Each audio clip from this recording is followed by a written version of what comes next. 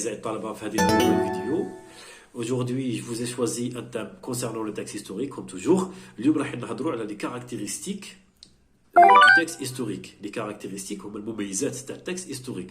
انتوما في الباكالوريا la plupart des élèves choisissent هذا le texte historique. بصح en général la plupart ما يعرفوش منو بتكون le texte. Donc أنا je vais essayer d'être comme toujours rapide هكذا ما نطولش عليكم. نعرض لكم quelques éléments اللي حيفيدوكم باش انكم تجاوبوا بيان تاناليزيو بيان لو تكست تاعكم.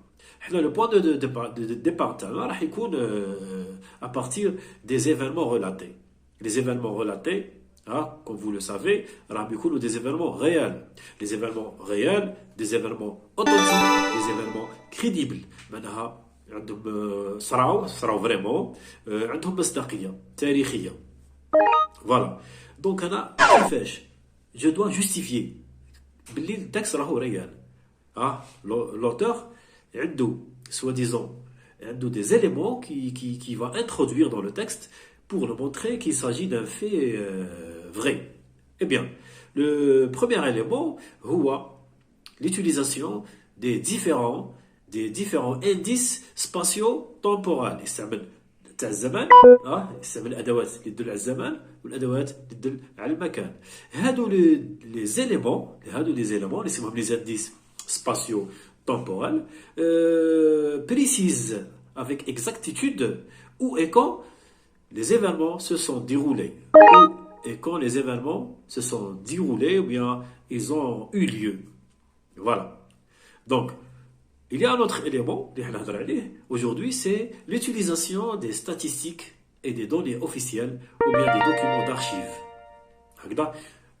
Cela veut dire que l'auteur de texte historique, il y a de temps en temps il y a des chiffres. الأرقام هذه تخص سواء عدد تاع الجنود اللي فرنسا جابتهم en Algérie pour la domination. جابت un logistique militaire ويعطيك le nombre تاع les soldats. L'armée française, déjà tout le désert. Voilà. Comme il peut également, lorsqu'on parle des génocides, on parle des massacres, l'auteur a soi-disant le chiffre les gens, les victimes, les morts, etc. هادو les éléments راهم يساعدوني باش justifier باللي l'événement راهو vrai. Voilà. On peut ajouter également ce qu'on appelle les noms propres cités, les noms propres historiques cités dans le texte. L'auteur peut mentionner des noms propres français ou bien des noms propres des Algériens. Les noms propres représentent des personnages historiques qui ont vécu l'événement relaté. L'événement que l'auteur est en train d'aborder dans son texte. Voilà. Très bien. Il y a un autre élément très important à basé la chronologie. La chronologie. En général, les événements que l'auteur présente dans le texte subissent un ordre logique et chronologique. L'ordre logique et chronologique. L'auteur ما يقدرش يعطينا une histoire chamboulée هكذاك, mais il est obligé, soi-disant, d'organiser les événements en utilisant, soi-disant, les dates ou bien des moments de la journée. المهم un indice spatio-temporel. يقدر يقول لك soi-disant يبدا لك من لا دات 56 ومن بعد 57 ومن بعد 58 ou bien يقدر يعطيك des moments, des horaires à 8h, à 9h, à 10h.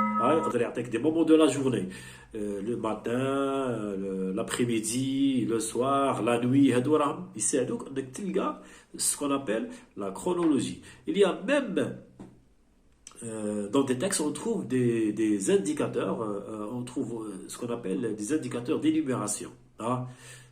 D'abord, premièrement, ensuite, en outre, par ailleurs, d'une part, d'une autre part. Donc, ils permettent à l'auteur de bien organiser, de bien structurer ses idées dans le texte. Voilà. L'autre élément le plus important, c'est la subjectivité et l'objectivité. Le discours le plus adéquat pour bien informer, c'est le discours objectivé. بصح